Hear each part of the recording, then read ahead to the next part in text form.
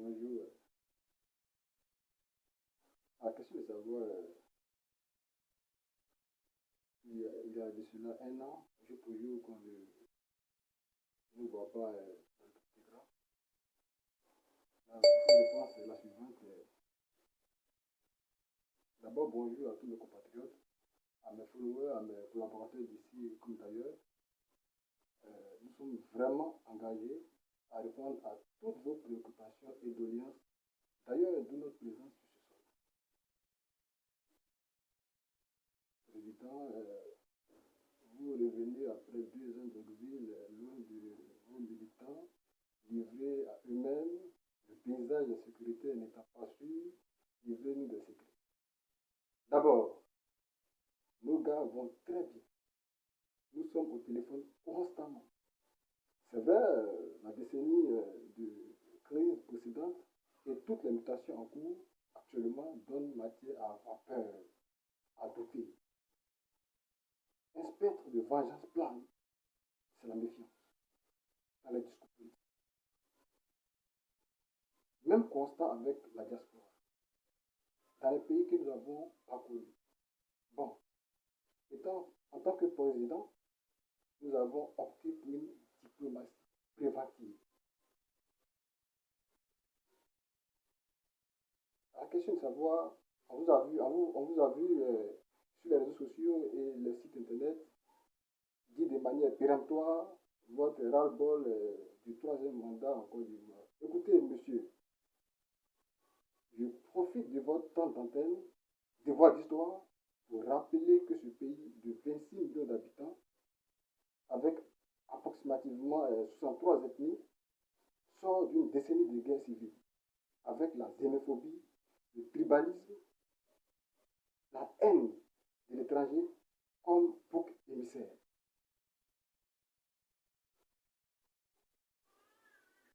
Choi, en passant par Aïssatou Midandoum de l'ONUCI, sont encore vivants. Ce n'est pas à Alassane de s'embourber avec un régime inconstitutionnel.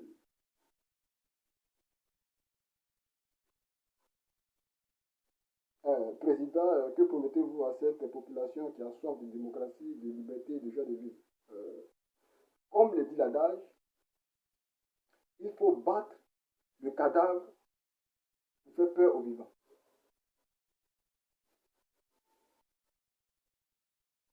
Le pouvoir tire à sa fin.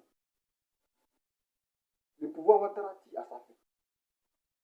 Nous sommes venus les aider à partir de la plus belle des manières, contrairement à ce que nous avons traversé dans le passé.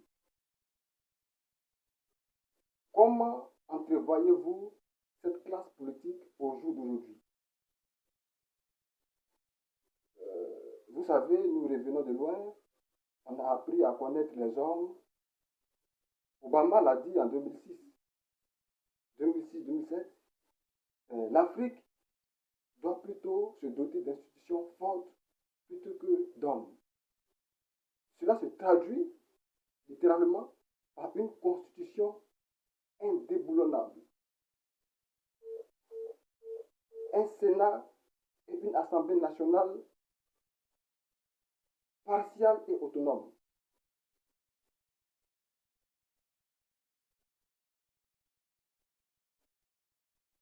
Une justice libre. Le renouvellement de cette classe en laissant la place à une nouvelle génération politique. Juste un peu plus de fraîcheur. Ça a été le cas en France, à Londres et même au Libéria voisin. Si vous regardez bien, les uns et les autres ont déjà exercé le pouvoir d'État. Il nous appartient, nous, nouvelle génération, de souligner que un lendemain meilleur n'est plus possible avec ces gens-là.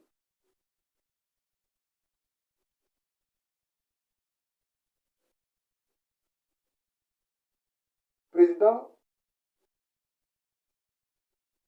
vous êtes président du Réseau international pour le développement, opérateur économique.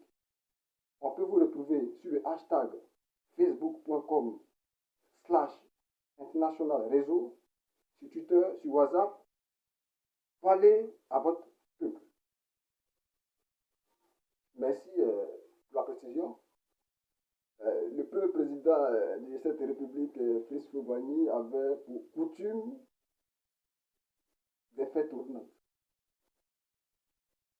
L'exercice du pouvoir d'État est parti de l'Est depuis 1960 jusqu'à 1999. À l'Ouest, entre 2000 et 2000, avec la crise, la décennie de crise 2010, 2006, 2010. Au nord, de 2010 à 2020. Vous-même, vous voyez comment on doit mettre fin à cette hémorragie inconstitutionnelle. Alassane s'est écouté, il aura une grandeur d'esprit et mettre ce pays sur les rails du développement.